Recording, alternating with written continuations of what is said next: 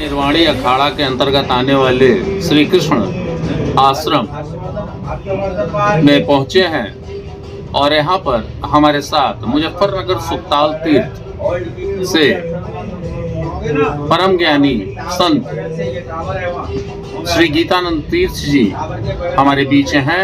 आइए हम इनसे जानते हैं सनातन धर्म और कुंभ मेला के इस विशाल आयोजन के पीछे इस जनमानस के अंदर अगाध श्रद्धा और भी बहुत कुछ हम आपसे जानने की चेष्टा करें। महाराज जी, सबसे पहले मैं आपका परिचय जानना चाहूँगा। आप अपना कृपया संपूर्ण परिचय दें। आप इस जैसा कि मुझे पता चला सुखताल तीर्थ, कृपया आपके मुखारबिंदु से मैं चाहूँगा कि आप अपना परिचय दें। संत और गुरुजनों का यथार्थ परिचय जो होता है वो आमतौर से लोग नहीं समझ पाते। भौतिक जगत में, बौद्धिक जगत में परिचय होता है। जहाँ पर शरीर रहता है उसी को परिचय दिया जाता है। आज वर्तमान में यह शरीर सुख तीर्थ जिसे कहते हैं, सुकरताल, जिसे श्रीमद् भागवत का उद्गम स्थान है अर्थात जन्म भूमि है। वहीं से भगवान सुखदेव ने राजा परीक्षित को श्राप से मुक्त किया था। वही स्थान है जिसे डिस्ट्रिक्ट मुजफ्फरनगर पड़ता है। वहाँ से शरीर आज प्रयागराज कुंभ में उपस्थित हुआ है। संत और समस्त विश्व के संत यहाँ उपस्थित होते हैं। जगह जगह हम जाएं दर्शन संभव नहीं, और यहाँ पर सारे विश्व का संत यहाँ उपस्थित होते हैं। त्यागी, वैरागी, वितराग इत्यादि परमहंस सारे संत उपस्थित होते हैं। इनकी जो गुफाओं में रहते हैं, जिनकी दर्शन मुश्किल है, यहाँ पर दर्शन प्राप्त होता है। महाराज जी, एक प्रश्न और है। आप किस अवस्था, आपकी अवस्था उस समय क्या थी जब आपने संन्यास आश्रम को ग्रहण कर किया? मेरे शरीर की अवस्था 12 साल की थी। जिस समय मैंने ये घर छोड़ा था उस समय 12 साल की अवस्था थी।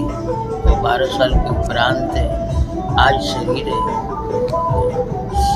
76-77 और इसी मार्ग में रहा और सच्चा जीवन रहा। जब तप किया, साधना, आराधना, उपासना किया और जिस लक्ष्य से निकला था वो लक्ष्य को प्राप्त किया। और संसार में वैसे विचरण करते हैं जैसे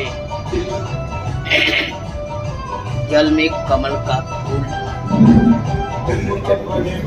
महाराज जी, इस बार ये हम लोगों को जैसे भान हो रहा है कि 150 वर्षों के पश्चात इस महाकुंभ का संयोग बना हुआ है और इस महाकुंभ में किसी भी कार्यक्रम में, किसी भी जगह पे आप देखते हैं कि निमंत्रण देने के पश्चात ही लोग आते हैं, परंतु ये महाकुंभ या कुंभ अथवा अर्धकुंभ के अंदर विशाल संख्या में जन समुदाय, करोड़ों करोड़ों की संख्या में जन समुदाय अपने आप आकर्षित होते चले आते हैं। सनातन के इस वैभव रूपी परंपरा को आप किस रूप में परिभाषित करना चाहेंगे? ये आस्था का विषय, ये अवस्था और ये व्यवस्था अपने आप होने लग जाती है।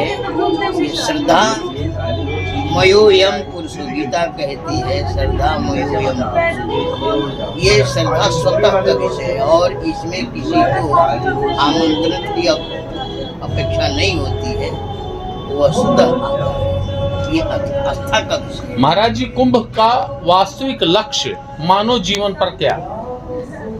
अर्थ, धर्म, काम और चारों की यहाँ प्राप्ति, क्योंकि यहाँ अमृत कहा गया है।